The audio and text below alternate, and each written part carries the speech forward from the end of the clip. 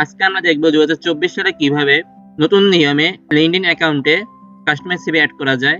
তো কথা না বাড়িয়ে চলে যাচ্ছি মূল ভিডিওতে।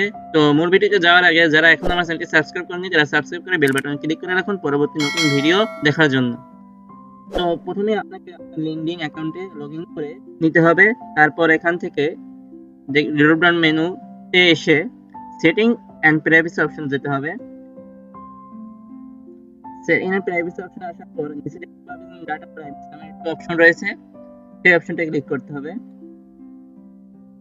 ডাটা প্রাইভেসি অপশনে ক্লিক করার পর একটু নিচে স্ক্রল করে দেখতে পাবেন যে জব অ্যাপ্লিকেশন সেটিং বা জব সেটিং প্রিফারেন্স নামে একটা অপশন রয়েছে। এখানে জব অ্যাপ্লিকেশন সেটিং অপশনটা আমরা ক্লিক করব। একটু ওয়েট করতে হবে। এরপর দেখতে পাচ্ছেন যে এখানে দুটো অপশন আছে। এই অপশনটা সেভ রিজুম